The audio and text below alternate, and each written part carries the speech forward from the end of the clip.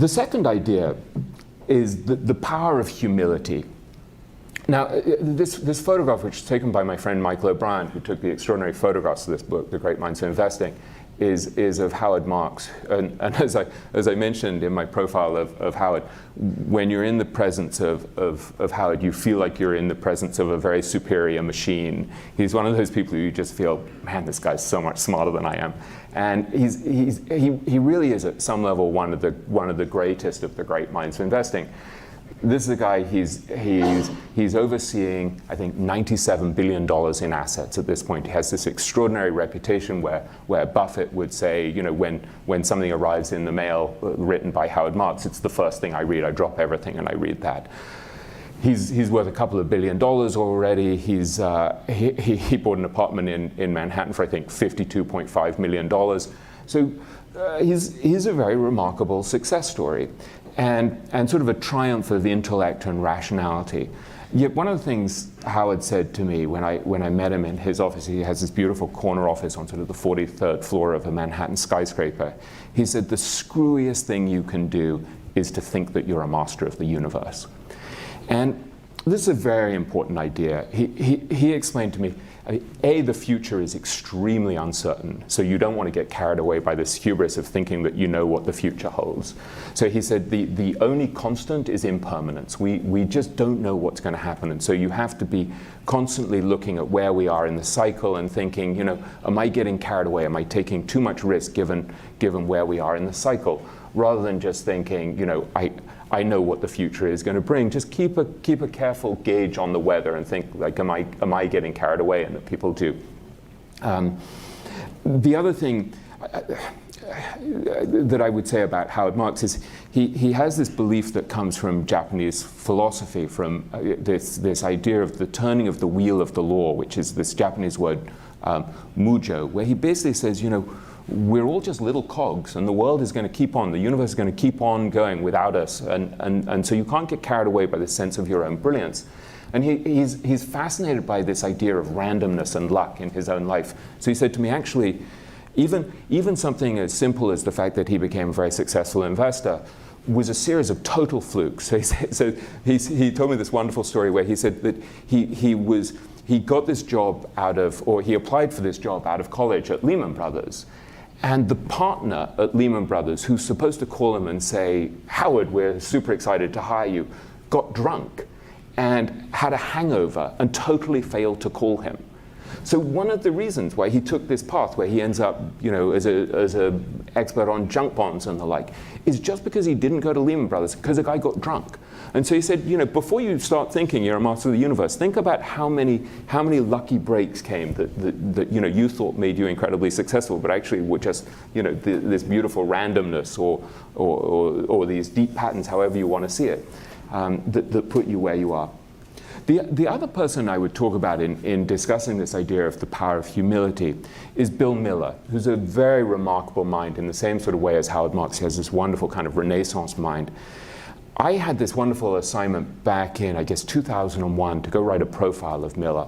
And so I spent something like 45 hours interviewing Miller, and since then I've spent a lot more time interviewing him.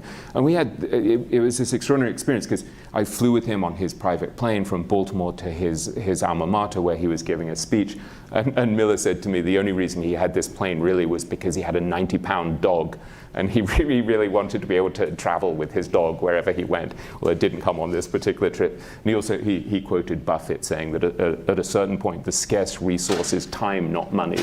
So we go on his private plane to, I think it was William and Mary was his college. And at the time, the market was just imploding. I mean, this is right after 9/11, and I think the market had its single worst week since 1929, and stocks are just crashing.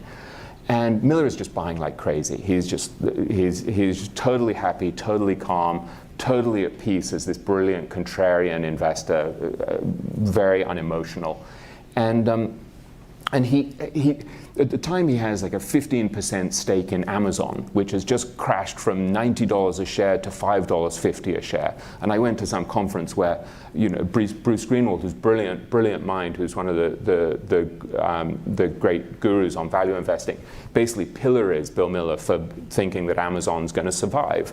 And Bill stands up and he gives this sort of impassioned speech, speaking sort of triple speed because he's nervous, and says, you know, if I'm wrong, I'm going to lose 100% of my money. But if I'm right, I'm going to make 50 times my money. And when I looked last week, actually, the stock is up 100-fold from then.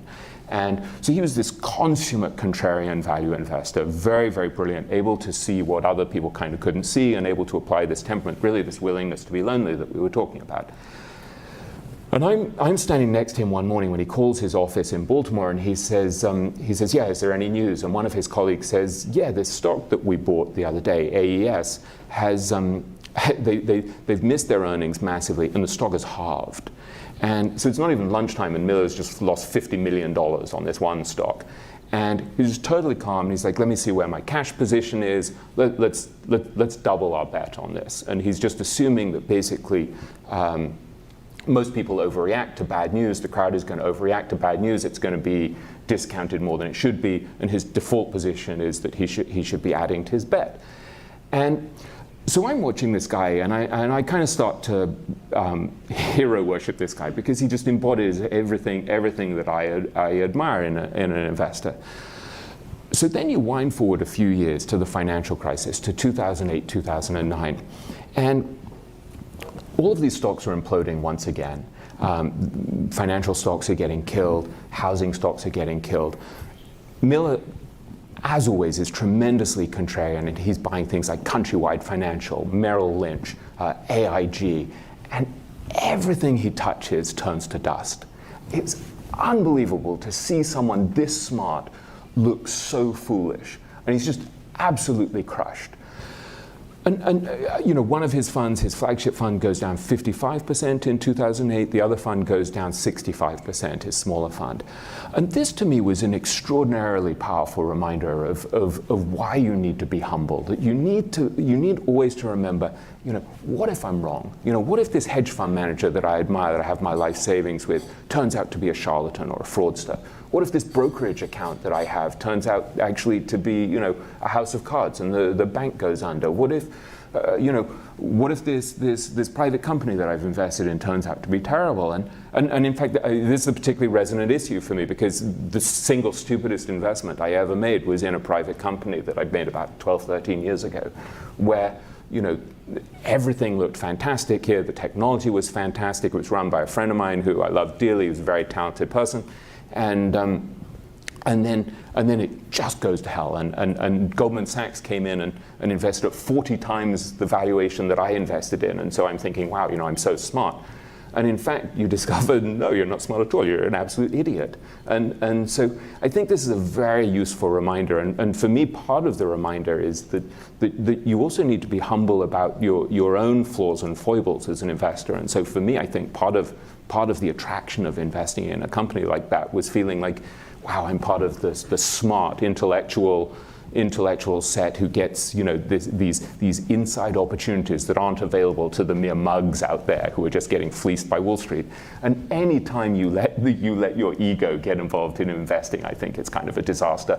So I think the power of humility is a very important characteristic. And I'll finish this topic just by mentioning this wonderful line from Damon Runyon, who's a superb writer who would often write about gambling. And he wrote this great story, Guys and Dolls, that became the musical Guys and Dolls. And there's this character in it, Sky Masterson, who's a gambler. And Sky Masterson's dad bankrolls him to be a gambler, and gives him this advice very early in his career. And he says, son, he said, in the course of your travels, someone will come to you and they'll offer you a bet, and they will say, they'll hold up a sealed pack of cards, a sealed deck of cards, and they'll say, the Jack of Spades is going to jump out of this deck of cards and is going to squirt cider in your ear. And he says, son, do not take that bet, because sure as you are standing there, the Jack of Spades is going to jump out of that sealed deck of cards and you're going to wind up with an earful of cider. And I think this is, in some ways, humility is about avoiding that earful of cider, these situations that just, you think it's impossible that they'll happen and